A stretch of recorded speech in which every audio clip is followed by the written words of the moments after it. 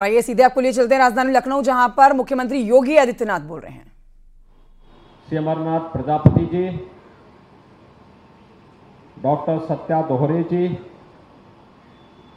महापौर श्रीमती सुषमा खड़कवाल जी, भंते प्रज्ञा सार जी, आज के इस कार्यक्रम में उपस्थित अंबेडकर महासभा के सभी पदाधिकारीगण, बाबा साहब डॉक्टर भीमराव अंबेडकर से के प्रति श्रद्धा भाव रखने वाले सभी उनके अनुयायीगण और उपस्थित बहनों और भाइयों, आज पूरा देश बाबा साहब डॉक्टर भीमराव अंबेडकर जी की पावन जयंती को बड़े उत्साह और उमंग के साथ आयोजित कर रहा है। पूरी दुनिया के अंदर भी जहां कहीं भी दबे कुचले वंचित वर्ग के लोग हैं, वे सभी लोग आज के दिन को बाबा साहब भीमराव अंबेडकर की जयंती के माध्यम से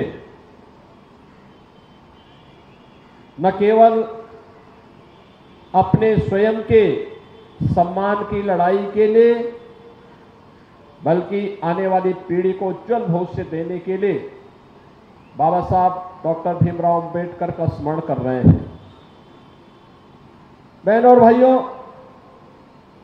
बड़े घर में पैदा होकर के बड़ा बनना यह उपलब्धि हो सकती है, लेकिन परिवार में जन्म लेकर सामाजिक विसंगतियों और कुरीतियों के खिलाफ लड़ते हुए समाज को एक नई प्रेरणा का केंद्र बिंदु बनना, ये महानता की शिखरता को प्रदान करने जैसा है। और बाबा साहब भीमराव अंबेडकर ने अपने संघर्षों से, अपनी बुद्धिमत्ता से, अपने सूझबूझ से इस महानता को प्राप्त किया था। उन्होंने भारत के संविधान के शिल्पी के रूप में पूरे भारत को लोकतांत्रिक मूल्यों के साथ दुनिया का सिरमौर बनाने का अद्भुत कार्य तो किया ही, न्याय, समता और स्वाधीनता जिसकी थीम देकर के उन्होंने पूरे भारतवासियों के मन में एक नया उत्साह और उमंग का भाव संचार किया। ये बाबा साहब भीमराव अंबेडकर का ही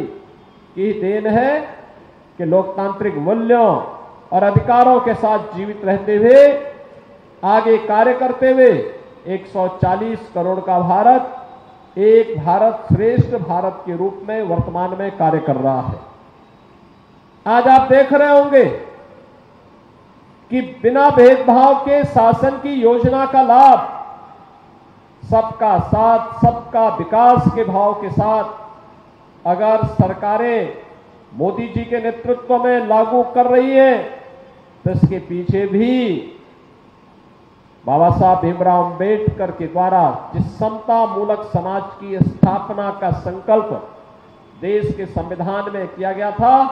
उसी भाव को आगे बढ़ाने का यह एक नया अभियान है। ये वही संकल्प है जो व्यावहारिक धरातल पर आज नीचे उतरती हुई दिखाई दे रही है।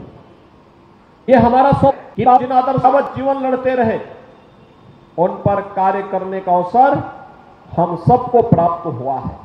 आज जीवन के प्रत्येक क्षेत्र में आप देखते होंगे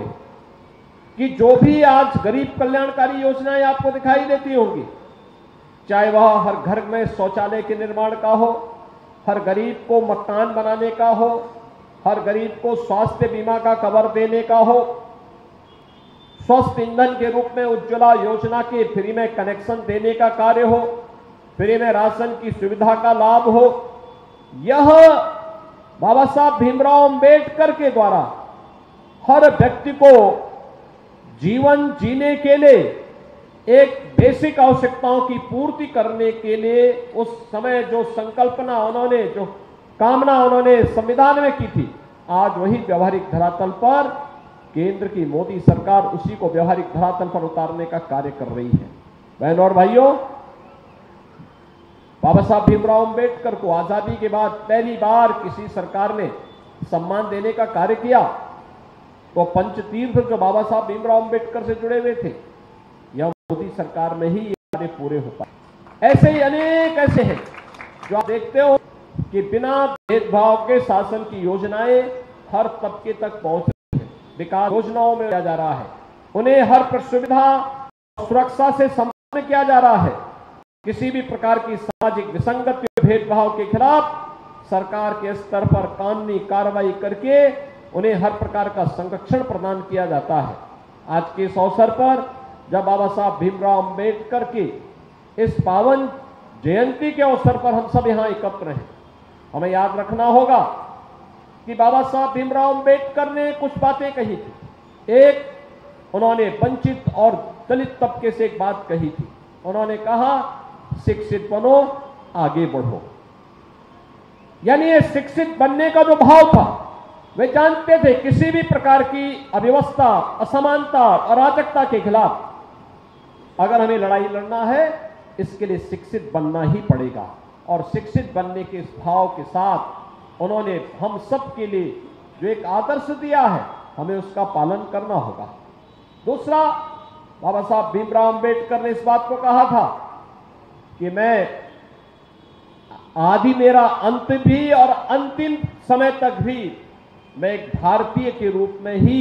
रहूंगा। और भारतीय के रूप में उन्होंने जीवन पर्यंत भारत की सुरक्षा, संप्रभुता और उसकी अखंडता के लिए कार्य किया। तमाम प्रकार के प्रलोभनों से अलग हट करके उन्होंने पूरी तन्मयता के साथ जुड़ करके अपने अनुयायियों को भी इस बारे में निरंतर आह्वान किया। आज के इस अवसर पर जब बाबा साहब भीमराव अंबेडकर की इस पावन जयंती के कार्यक्रम में हम सब जुड़े हुए हैं, मैं इस अवसर पर आपका आह्वान करूंगा कि बाबा साहब भीमराव अंबेडकर की जो आदर्श हैं, जो मूल्य हैं, वह हम सबको एक नई प्रेरणा प्रदान करता है। मैं इस अवसर पर एक बार फिर से आपको इस पावन दिवस की हृदय से बधाई देता हूं, अपनी शुभकामनाएं देता हूं। धन्यवाद। जय हिंद।